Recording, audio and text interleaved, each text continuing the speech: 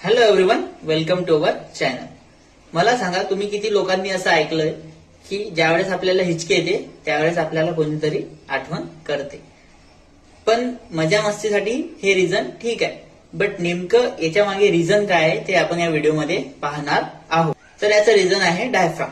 आपल्या बॉडीमध्ये एक ऑर्गन आहे, तो आपल्या श्वास घेण्यामध्ये आपल्याला मदत करतो. तर याच्यामध्ये एक ऍबनॉर्मॅलिटी येते, हा ऍबनॉर्मलपणे कॉन्ट्रॅक्शन करतो, त्यामुळे आपल्याला हिचकी लागते.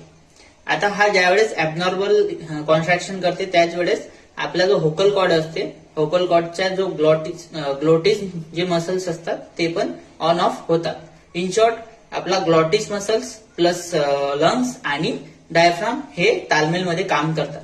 ज्यावेळेस एक डायफ्राम हा ऍबनॉर्मलपणे कॉन्स्ट्रक्शन करतो त्यावेळेस लंग्स सुद्धा डिसबॅलन्स होतात आणि जे व्होकल कॉर्ड असतात, ग्लॉटिस मसल, हे सुद्धा ऑन ऑफ होतात.